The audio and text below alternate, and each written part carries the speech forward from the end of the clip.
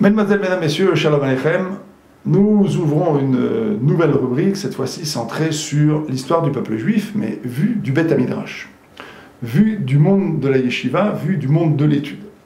On va s'intéresser aujourd'hui à une période tout à fait critique de notre histoire, l'année 1942, en juillet 1942.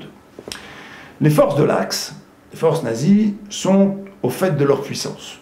Sur tous les fronts, l'Allemagne attaque. Depuis 1941, les troupes de l'Africa Corps ont dévalé littéralement sur l'Afrique du Nord, sont passées par la Tunisie, la Libye, et elles arrivent en 1942 aux portes d'Eretz Israël. On est en juin 1942, Rommel est aux portes d'Eretz Israël. Il est à 100 km d'Alexandrie, il est à 4 jours de chemin d'Eretz Israël, et le monde juif en Amérique, en Angleterre, et le Yishuv juif d'Eretz Israël sont littéralement saisis de frayeur. Que se passe-t-il en 1942? En Eretz Israël, les Juifs sont divisés en 3 groupes.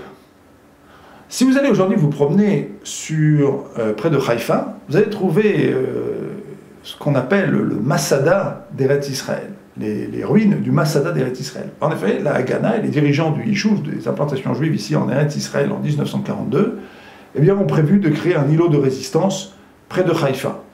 Et ils vont organiser là-bas, en quelque sorte, ce qui va être un lieu de rassemblement des Juifs, à partir duquel s'organisera la guérilla contre l'occupant nazi. Car si les nazis rentrent en Eretz Israël, le sort de la communauté juive est définitivement fixé. Il y a 3 groupes en Eretz Israël. Il y a le groupe de ceux qui ont décidé de se battre et éventuellement de se suicider. Il y a le groupe de ceux qui ont décidé de se cacher dans le désert, dans les grottes du désert, en attendant que les Allemands finissent par s'assécher et se fatiguer. Et il y a le groupe de ceux, religieux ou non d'ailleurs, qui ont décidé de prier. Et c'est à ce groupe qu'on va s'intéresser parce que ce groupe va se livrer à un certain nombre d'activités pour le moins surprenantes.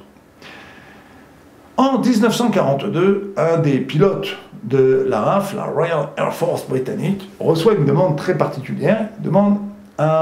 C'est le commandant de la RAF en Israël qui reçoit cette demande. Ce sont 3 vénérables rabbanim, dont parmi eux le Rav Ftaya, qui était le chef des Mekoubalim, le chef des kabbalistes. Pour ceux qui ont lu la Révolution 1, ont vu ce que ce Rav était capable de faire.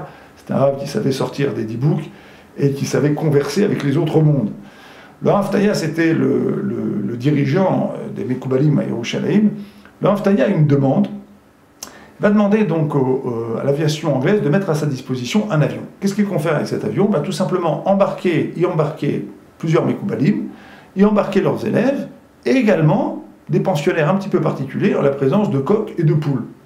Qu'est-ce qu'il compte faire avec ces représentants du genre gallinacé et ses élèves? Tout simplement monter et faire à un avion le tour d'Eretz Israël. De quoi s'agit-il? Tout simplement d'incantations, ce que les Anglais appelaient de manière un peu ironique des incantations kabbalistiques. En réalité, il s'agit tout simplement de tikkunim et de tfilot. Et effectivement, c'est un pilote anglais qui répond au nom de Wim van Lier, qui va raconter ça en 1948 dans une interview au Jerusalem Post. Il raconte ce qui va se passer. Il dit: c'est un voyage tout à fait exceptionnel que j'ai vécu. Je dois vous dire que moi-même j'en ai rigolé, je l'ai raconté, mais ce voyage qui s'est déroulé au début du mois de juillet 1942, c'est-à-dire pendant que les troupes de Rommel sont aux portes d'Eretz Israël. C'est-à-dire à un moment où Rommel avait dit: dans 4 jours, je serai en Israël et j'y exterminerai la totalité des habitants juifs de ce pays. Ça ne durera pas plus que le temps d'une légère collation à midi. Dixit Rommel. Au début du mois de juillet 42, fin juin, début juillet 42, voici que Rav Ftaya, en compagnie de 3 rabbanim, qui sont le Rav Salman Moutsafi et le Rav Ephraim Cohen, va embarquer à bord d'un Dakota de l'armée britannique avec quelques élèves et donc quelques poules et quelques coqs. Étant donné qu'il s'agissait de faire des tfilotes et de faire la shrita à ces poulets et à ces coqs pendant le vol et de répandre leur sang au fur et à mesure du trajet, il fallait donc enlever la porte du Dakota et mettre des filets pour que les rabbanim ne tombent pas pendant le voyage.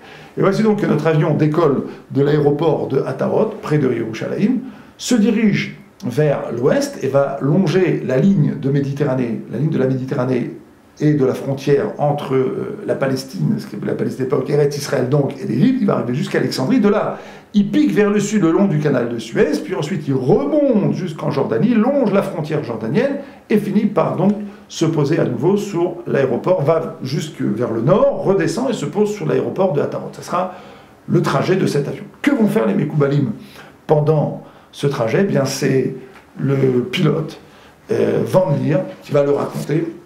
Donc en 1948, il raconte ça à un ami à lui, et il dit la chose suivante. Il dit, en fait, c'était absolument extraordinaire ce qui s'est passé. Ils ont prié, ils ont récité toutes sortes de prières, et puis surtout, ils ont fait la shrita au poulet. Alors, étant donné que c'était très difficile de jeter le sang, la plupart des gouttes de sang qui ont été rejetées, en vérité, sont revenues dans l'avion, et lorsque les rabbinim sont descendus de l'avion, ils étaient eux-mêmes maculés de sang.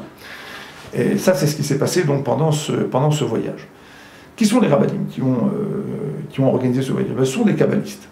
Des kabbalistes qui sont surtout des kedoshim élyonim, des hommes extrêmement saints, et qui vont, donc pendant toute la durée de ce voyage, réciter ce qu'on appelle des tikkunim, c'est-à-dire des tfilotes, qui ont la propriété, la possibilité, lorsque celui qui les dit est suffisamment saint, eh bien, en quelque sorte, d'intercéder auprès des marechot, des systèmes spirituels supérieurs, et d'activer en quelque sorte la mida de Rahmanout, la mida de bonté.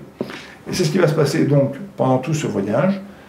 Les Mekoubalim prient, et le pilote racontera lui-même, il racontera à ses amis ce qui s'est passé lorsque, à partir du 10 juillet 1942, les troupes de l'Afrique Corse subissent les premiers revers. Il se tourne vers ses copains, il le dira dans l'interview de Jérusalem Post, il dit, alors qu'est-ce que vous pensez des prières de nos rabbinim?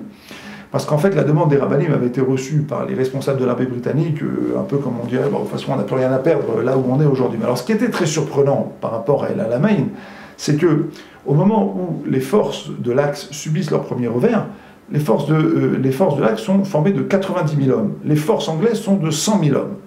Il n'y avait aucune supériorité. Et les forces anglaises n'arrêtaient pas de reculer, jusqu'à ce qu'elles arrivent précisément à El Alamein.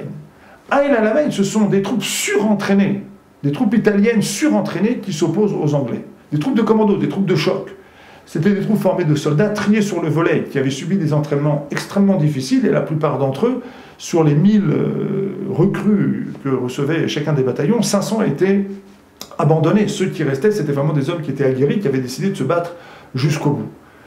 Donc on voit qu'il y avait une supériorité de la motivation du côté des forces de l'Axe, il y avait quand même une supériorité en nombre du côté des Anglais. Malgré tout, les Anglais reculaient. Que se passe-t-il alors que, entre le 1er et le 3 juillet, c'est-à-dire entre le 15 Tammuz et le 17 Tammuz, on va le voir après, il va s'organiser à Jérusalem un certain nombre de prières. Que se passe-t-il sur le champ de bataille? Quelques jours plus tard. Eh bien, sur le champ de bataille, les troupes anglaises, les troupes allemandes, à partir du 10 juillet 1942, subissent les premiers revers. C'est là qu'elles sont définitivement stoppées. Alors que depuis 1941, elles ne cessaient d'avancer. Nous étions dans les airs, on va maintenant poser les pieds sur terre. Qu'est-ce qui se passe sur terre en Eretz Israël?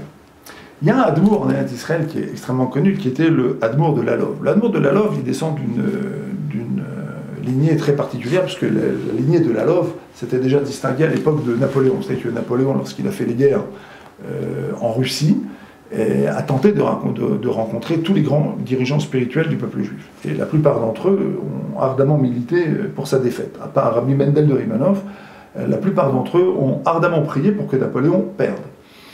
L'un d'entre eux, c'était le Admour de Lalov. Napoléon l'a rencontré et lui a demandé de lui expliquer si oui ou non il gagnerait sa bataille. Le Admour de Lalov lui a dit « Si je te dis la vérité, est-ce que tu me laisseras vivre ?» Et effectivement, Napoléon lui dit « Écoute, je te promets de te laisser la vie, mais je voudrais bien entendre ton point de vue. » Et le Admour de Lalov va lui dire la chose suivante. Il va lui dire « Tu perdras. Tu perdras la bataille, tu perdras tes guerres et tu reviendras en ayant perdu ta bataille. » Napoléon dégaine son épée et lui dit « Écoute bien, si je gagne, avec cette épée, je te tuerai. Si je perds, tu seras récompensé. » Pendant la retraite des armées napoléoniennes, Napoléon est repassé chez le Admour de Lalov. Et il lui a offert sa toge. Il avait une magnifique toge rouge qu'il lui a offert. Et effectivement, les descendants du Admour de Lalov de l'époque ont trempé au mikvé cette toge, et ils sont servis pour faire une parochet, pour faire un rideau donc du Aaron HaKodesh, du Beth Amikdash qui se trouve donc ici en Eretz Israël. Le Admour de Lalov est un descendant donc du premier Admour de Lalov. Lui, pendant ce temps-là, il va aller prier sur la tombe de Rabbi Meir Balanès. Que va-t-il faire?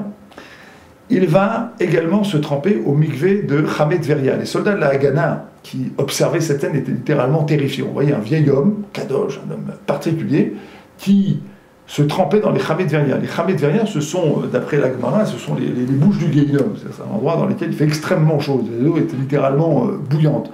Et ainsi que notre homme, donc ce saint homme, ce Kadosh Elion, l'Admour de Lelov, va prier sur la tombe de Rabbi Meir Balanès. À l'époque, l'endroit était complètement abandonné, ce n'était pas du tout le lieu touristique qu'on connaît aujourd'hui, le lieu folklorique qu'on connaît aujourd'hui, d'ailleurs chargé souvent d'impudeur. C'était un lieu tout à fait abandonné, on y arrivait en rentrant dans une grotte, et donc il dormait à même le sol, il va y rester pendant longtemps, et il va prier. Une des prières qu'il va dire, il va dire « Ribono shel olam ». Il est su devant toi que depuis l'âge de 13 ans, j'ai toujours agi dans les mondes supérieurs. J'ai toujours su m'extraire du monde dans lequel je vivais et je ne me suis jamais laissé entraîner par la faute. La faute qu'on peut faire quand on est jeune. Et si ça, j'ai pu le faire, si j'ai pu lutter contre la faute, alors est-ce que je ne peux pas maintenant, par ma prière, faire tomber tous ces réchaïm, tous ces méchants, tous ces impies et tous ces assassins qui menacent d'envahir notre terre et de nous exterminer? À dire vrai, il n'est pas le seul à prier. Il y a une histoire qui est peu connue, qui est l'histoire de Rabbi Yaakov Abuchatzera. Il y avait à Jérusalem un homme qui s'appelait le Rav Alfié. Un jour, cet homme rêve d'un vieillard qui lui apparaît et qui lui dit « Comment se fait-il que tu as l'habitude d'organiser des prières et des séances d'études sur les tombes des tzadikim, sur les tombes des justes, et tu ne viens jamais me réveiller, tu ne viens jamais me visiter ?» Dans son rêve, Rav Alfié demande « Mais qui êtes-vous » Il dit « Je suis Rabbi Yaakov, je suis Yaakov Abuchatzera. » Yaakov Abuchatzera, c'est le Avir Yaakov, ancêtre de Baba Salé. Et voici donc Rav Alfié le lendemain, après avoir été à la Yeshiva Bethel, parler avec les Mekoubalim, avec les Kabbalistes, va voir le gouverneur de Jérusalem, et lui dit, voilà, j'ai une demande. Il lui raconte son rêve, et lui raconte qu'effectivement, il voudrait se rendre en Égypte, au Caire, sur la tombe donc de Rabbi Yaakov Abuchatzera, en lui précisant ce que Rabbi Yaakov lui avait dit dans le rêve. Et que lui avait dit Rabbi Yaakov? Il faut que tu viennes me rendre visite, car le sauvetage du peuple juif en dépend. Inutile de vous dire que le gouverneur britannique était plutôt sceptique et plutôt moqueur, mais il lui a suggéré une chose. Il lui a dit, moi je ne peux pas te laisser passer, je ne peux pas te donner de sauf-conduit, mais il y a une chose que je peux faire. Tu peux aller demain prendre le train, et si tu n'es pas arrêté en route, eh bien tu auras peut-être la chance d'arriver en Égypte. Sous-entendu, puisque vous croyez tellement dans vos miracles. Eh bien allez-y. Et voici que le lendemain, le Rav Alfié, après avoir pris ses affaires, va jusqu'à la gare et prend le train. En route, deux officiers l'accostent et lui disent « Mais qui êtes-vous » Il leur dit « Je suis monsieur Alfié, je me rends en Égypte. » Les deux officiers vont l'accompagner jusqu'à la gare du Caire, alors que cette ligne de train n'était réservée qu'aux soldats britanniques. Arrivé au Caire, il se fait connaître de la communauté juive, les gens sont littéralement suffoqués. Comment est-ce qu'un Rav de Jérusalem a pu arriver jusqu'ici? Et il leur raconte la raison de sa venue. Immédiatement, c'est l'ébullition qui s'empare de la communauté du Caire, et pendant plusieurs jours, au Caire, on va commencer à prier sur la tombe de Rabbi Yaakov Abuchatzera. On prie, on étudie, on jeûne, on sonne du chauffard, et c'est une communauté entière de gens qui versent des larmes et qui implorent le ciel de les sauver. Troisième épisode, puisqu'on parle de prière, un des épisodes dont vous avez peut-être entendu parler, qui concerne le Admour de Ossiatine. Le Admour de Ossiatine, avec le Rav Shlomke Misvil, et également le Rav Aaron Roté, c'est le Baal Shomri et Mounim, sont trois grands maîtres de la Chassidoute. Si vous venez aujourd'hui à Jérusalem, vous avez sur la colline de la Knesset, non loin de la Knesset, un cimetière sur lequel vous pouvez aller prier. Il y a là-bas un grand tzaddik qui est entouré, qui est le Admour Misvil. C'est un lieu de prière qui est très connu, inutile de courir dans tout le pays, au cœur de Jérusalem.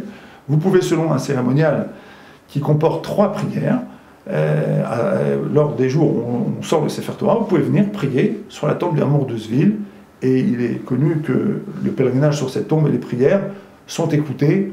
Il y a beaucoup de force sur cette tombe. Que se passe-t-il lors de la Iloula du Orach Chaim HaKadosh? Vous savez que le Orach Chaim HaKadosh, Rabbi Chaim Ben Atta, est enterré à Jérusalem sur le Har HaZeitim, le mont des Oliviers. Sa Iloula a lieu 2 jours avant le 17 Tammuz, le 15 Tammuz, et cette année 1942, elle tombait le 1er juillet.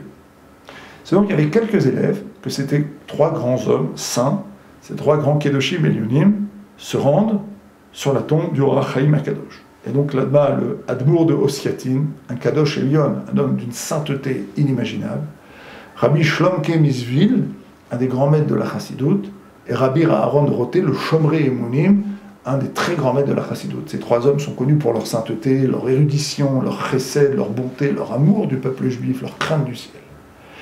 Et voici que nos hommes vont se rendre sur la tombe du Orach Chaim HaKadosh et prier.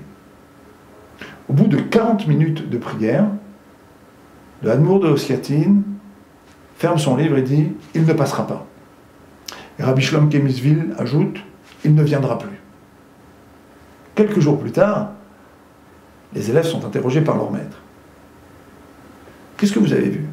Il dit tout simplement, au-dessus de la tombe du Orach Chaim HaKadosh, on a vu apparaître les lettres du nom de Akadosh Baruch Hu, Yud Ke Vav Ke, qui sont les lettres de bonté, de l'attribut de bonté d'Akadosh Baruch Hu. Et nous avons compris que notre prière a été exaucée, Eretz Israël sera épargné. Quelques années auparavant, il y a un homme également qui avait promis qu'Eretz Israël serait épargné. C'était le Chafetz Chaim, le Chafetz Chaim HaKadosh. Et comme toujours, on voit que ceux qui ont prié sont à la fois un mélange d'érudition, sont toujours des grands Talmidei Chachamim. J'ai eu l'occasion parfois de discuter avec Rav Mordechai Eliyahu Alav Shalom, qui était un des derniers grands kabbalistes de notre temps. Je lui ai demandé si Baba Salé était un faiseur de miracles ou un juge rabbinique. Il m'a dit, retourne-toi derrière toi, il y avait un volume du Ben Ishraï, il m'a dit, sors-le et ouvre-le. À la page, je crois, 169 ou 262, je ne me souviens plus, et il y avait là-bas un tampon. Rabbi Israël Abou Khatsera, juge rabbinique, il m'a dit c'est écrit en français.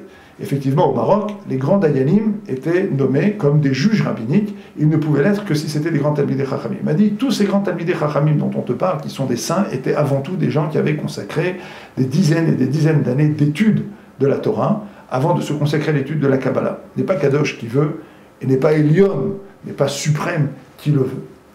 Le Orach Chaim, donc le Chafetz Chaim HaKadosh, en 1933, vous savez qu'il est décédé en Tammuz 1933, et que, par contre, Hitler, il marche au mot, il monte au pouvoir en avril 1933. Lorsqu'Hitler prend le pouvoir, on rend visite au Chafetz Chaim et on lui demande « Qu'est-ce qu'on doit faire aujourd'hui ?» Et le Chafetz Chaim va répondre. Il va dire « On a l'habitude de regarder dans la parasha de Vaishla pour savoir quoi faire lorsque Esav, Ésaü, le grand-père d'Amalek, le grand-père de ceux qui veulent nous détruire, monte au pouvoir et commence à vouloir nous détruire, eh bien, on a l'habitude de regarder dans Parashat Vaishlar. Qu'est-il écrit là-bas? Il écrit là-bas que Yaakov a coupé son camp en deux. Il a dit Vaya im Esav ba machane achad ve'ekaou, vaya machane nishar lifleta. Si jamais Esav s'abat sur un des camps, l'autre sera sauvé. Et les interlocuteurs du Chafetz Chaim ont dit mais quel sera le camp qui va être sauvé? Et quel sera le camp qui va être détruit? Le Chafetz Chaim a soupiré, il a dit ici en Europe, oui c'est vrai, il y aura de la destruction. Mais il y a un camp qui va être sauvé. Il lui a dit lequel? Il a dit ça, c'est marqué dans la Haftarah. Vaya Ar Tzion Ifleta. La montagne de Sion sera le lieu de refuge. Sous-entendu, elle ne sera pas touchée, et là-bas, ce qui restera du peuple juif pourra se reconstruire. Et c'est ainsi que déjà depuis quelques années, les grands dirigeants du peuple juif ayant senti le danger, et à partir de 1933, le danger ne faisant que s'accentuer, la plupart des grands dirigeants du peuple juif, notamment le Chazon Ish, grand Chazon Ish décédé en 1953, et d'autres, Afshar, et d'autres grands dirigeants vont venir s'installer en Israël. En 1941, il y arrive également le Rabbi de Ponevezh, ça c'est pour le monde ashkénaze, et ceux qui vont reconstruire le monde des yeshivot. Tout ce qui s'est construit en matière de yeshivot depuis, ce sont des élèves, ou des élèves, des élèves, ou des élèves, des élèves, des élèves de ces gens-là. Pourquoi est-ce que le Yishuv d'Eretz Israël est sauvé en 1942 par des Kedoshim Elyonim, par les prières de 1942, par les prières de ces Kedoshim Elyonim? parce qu'il y avait une promesse, Vaya Artzion Nifleta. Et effectivement, ces prières ont trouvé leur sommet entre le 1er juillet et le 3 juillet 1942, et effectivement, 7 jours plus tard, à partir du 10 juillet, de manière tout à fait inexplicable, par un défaut d'alimentation en carburant, par toutes sortes de problèmes techniques, eh bien, les troupes allemandes sont effectivement repoussées et essuient leur premier revers avant les défaites de Stalingrad, avant les défaites futures.